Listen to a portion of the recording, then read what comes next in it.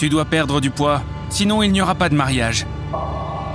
Mais cette robe est de taille en dessous de la mienne. Je m'en fous. Un jour, à cause de mes problèmes de vue, je suis allée chez l'ophtalmologiste. Il s'est avéré que c'était un jeune médecin très séduisant qui m'a prescrit des lunettes. Quand je suis venue les chercher, il m'a installée sur une chaise et m'a demandé de lire une plaque avec une inscription. « Accepterais-tu de sortir avec moi ?» Notre relation s'est développée à la vitesse de l'éclair et de façon magique. Promenade, restaurant, et puis une demande en mariage. Mais après qu'on se soit fiancés et que j'ai emménagé, Karl a changé.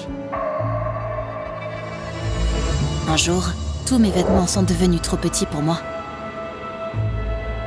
Il s'est avéré que Karl avait jeté tous mes vêtements et avait acheté les mêmes, mais de taille plus petite à la place.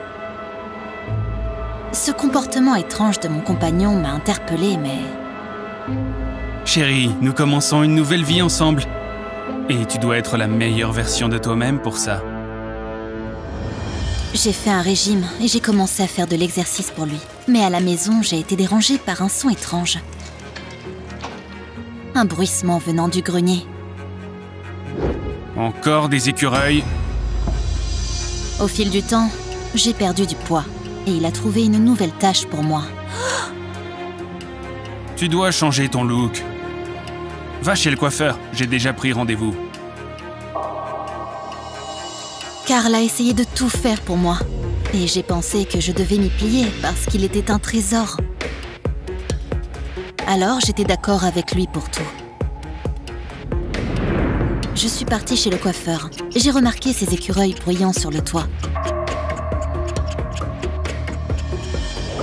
J'ai ouvert les yeux après avoir changé de look et j'ai totalement compris Karl. J'ai aimé le nouveau moi. Joyeuse, je rentrais à la maison après le salon, quand une voiture de police s'est arrêtée à côté de moi. Mademoiselle, puis-je voir votre pièce d'identité? J'étais surprise, mais je l'ai donnée à l'officier. Désolé, mademoiselle, vous ressemblez beaucoup à une fille qui a disparu ici il y a 1 an. Le policier s'est excusé pour le dérangement et m'a conduit chez moi. Mais cette coïncidence m'a alarmée. Quand je suis rentrée, j'ai ouvert mon ordinateur portable. La photo de la fille disparue m'a horrifiée. Parce qu'après ma transformation, je suis devenue sa jumelle. À ce moment-là, j'ai entendu à nouveau ces stupides écureuils. Mais j'ai remarqué la particularité de leur coup. C'est le signal SOS. La clé du grenier était dans le tiroir du bureau de Karl. Et je l'ai utilisée pour ouvrir la porte. Une fille, attachée avec sa bouche scellée, était allongée dans l'obscurité. C'était Catherine, la disparue. J'ai commencé à la détacher, mais la porte s'est refermée derrière moi. Tu m'as déçue, chérie. Avec des lèvres tremblantes, Catherine m'a dit que le jour où elle avait décidé de rompre avec Karl, au lieu de la laisser partir, il l'avait enfermée dans le grenier. Il s'est avéré qu'il voulait juste la remplacer par moi. J'ai commencé à me laisser aller au désespoir de la situation, pensant que je passerais le reste de mes jours dans le grenier. Mais peu après, j'ai entendu un bruit.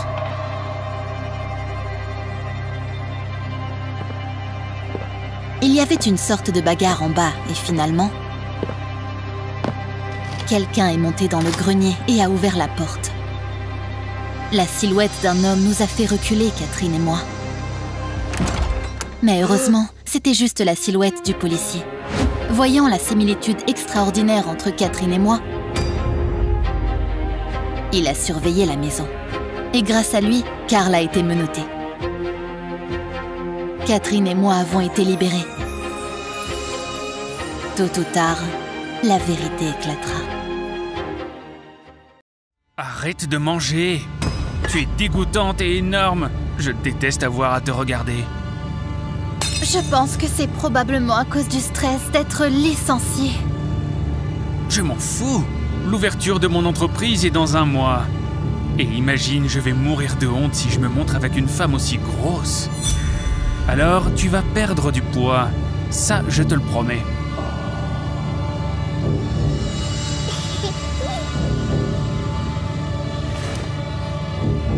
Oh Seigneur, qu'est-ce que tu fais? Dis adieu à tes cartes de crédit. Maintenant, tu n'auras plus d'argent pour t'acheter de la nourriture. Et à partir de maintenant, je vais contrôler chacun de tes gestes. Jack! C'est de la folie! Si ça ne te plaît pas, demande le divorce. Mais souviens-toi, je suis avocat. Donc, tu vois, si tu ne perds pas 10 kilos en 1 semaine, tu vas perdre ta fille et ta maison.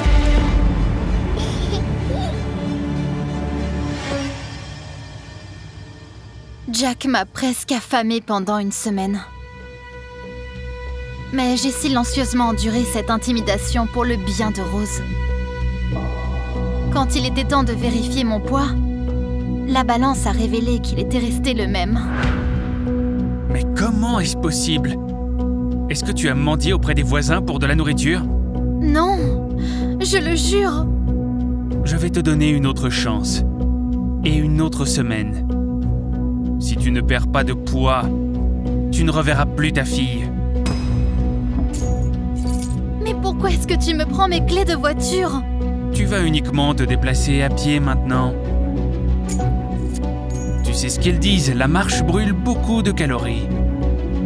Mais nous vivons à la périphérie de la ville et l'école de Rose est à 7 km d'ici. J'avais peur d'affronter mon mari. Alors j'ai emmené ma fille à l'école et je la récupérais à pied tous les jours.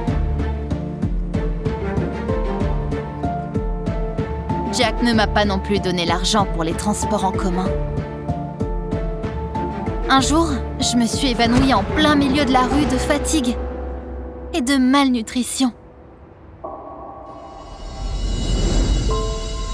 Quand je me suis réveillée à l'hôpital, j'ai entendu la plus inattendue des nouvelles. Ne vous inquiétez pas, ni vous ni votre enfant n'ont été blessés. Quel enfant? Rose est à l'école. Vous allez bientôt redevenir maman. J'espérais que Jack se calmerait une fois qu'il aurait découvert ma grossesse. Mais les choses ne se sont pas passées comme je l'avais prévu. Chérie, tu vas devenir père pour la 2e fois. Quoi? Mais c'est terrible! Tu seras encore plus grosse après l'accouchement. Non, je ne veux pas d'autres enfants. Tout ce que je veux, c'est une femme mince. Tiens, prends l'argent et occupe-toi de ce problème immédiatement, tu m'entends? J'ai pleuré toute la nuit. Et le lendemain matin, je suis allée en ville.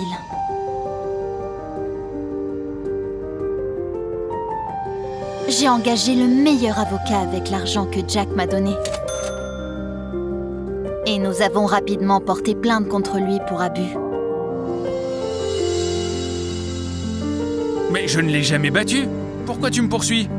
Je ne parle pas d'abus physiques. Je te poursuis pour abus émotionnel et financier. C'est aussi un crime grave. Et vous allez devoir payer pour ça, monsieur. Nous avons gagné l'affaire. Ma fille est restée avec moi. Et Jack s'est retrouvé sans rien.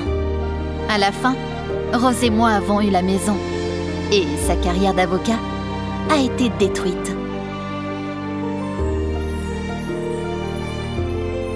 Messieurs, rappelez-vous, une femme vous a mis au monde. Donc vous n'avez pas le droit de lui manquer de respect.